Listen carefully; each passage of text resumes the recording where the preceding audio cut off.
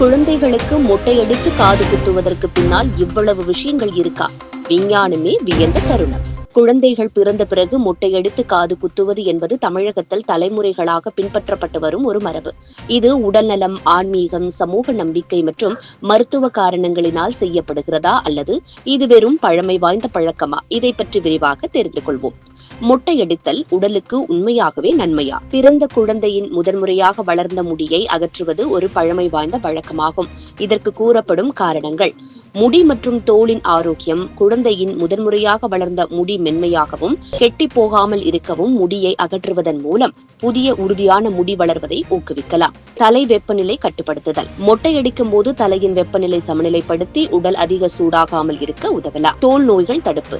முடியை முற்றிலும் அகற்றுவதன் மூலம் தலை தோலில் ஏற்படும் தொற்று நோய்கள் குறையும் என நம்பப்படுகிறது. அறிவியல் ரீதியாக இதற்கு முழுமையான ஆதாரங்கள் இல்லாவிட்டாலும் முடி உதிர்தல், சொறி போன்ற பிரச்சனைகள் மொட்டையடித்தல் மூலம் குறையலாம் என சில ஆய்வுகள் தெரிவிக்கின்றன. காது குத்துதல் மருத்துவ நன்மைகள் உள்ளதா? காது குத்துதல் என்பது பலருக்கும் மரபாகவே செய்யப்படும் ஒரு செயல்.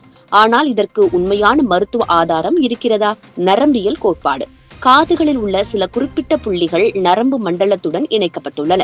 இதனால் காது குத்துவதனால் மூளை செயல்பாடு மேம்படும் என்று கூறப்படுகிறது. நினைவாற்றல் மற்றும் செவி உணர்வு மேம்பாடு.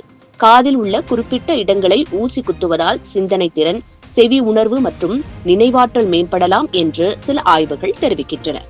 கண் பார்வை மேம்பாடு. காது குத்துவதனால் கண் பார்வை பிரச்சனைகள் குறையும் என்று கூறப்படுகிறது. ஆனால் இதற்கு அறிவியல் ஆதாரம் இல்லை. ஆனால் சில மருத்துவ ஆய்வுகள் இந்த கோட்பாட்டினை ஆதரிக்கின்றன. ஆனால் இது அனைவருக்கும் ஒரே மாதிரியான நன்மைகளை தரும் என்பதற்கான உறுதியான ஆதாரங்கள் இல்லை. ஆன்மீக, கலாச்சார மற்றும் சமூக நோக்குகள். இந்த வழக்குகளுக்கு மருத்துவ காரணங்களோடு ஆன்மீக மற்றும் கலாச்சார பின்னணியும் இருக்கிறது. தெய்வ வழிபாட்டு முறையாக குழந்தையின் முதல் முடியை தெய்வ ஸ்தலத்தில் சமர்ப்பிப்பது புண்ணியமான செயல் என்று பலர் நம்புகின்றனர். தீய சக்திகளிலிருந்து பாதுகாப்பு. குழந்தையை கண்ணீறுதல், தீய சக்திகளின் தாக்கம் போன்றவற்றிலிருந்து பாதுகாக்க இந்த மரபு பின்பற்றப்படுகிறது. குடும்ப மரபு மற்றும் சமூக மரபுகள். பல குடும்பங்களில் இது வம்ச மரபை தொடரும் ஒரு சடங்காக பார்க்கப்படுகிறது. மொட்டையடித்தல் மற்றும் காது குத்துதல் பற்றிய புரிதல் காலப்போக்கில் மாறிக்கொண்டே வருகிறது. சிலர் இதை ஆரோக்கியத்திற்காக பின்பற்றுகிறார்கள், சிலர் ஆன்மீக நம்பிக்கைக்காக கருதுகிறார்கள், மற்றவர்கள் குடும்ப மரபாக தொடர்கிறார்கள்.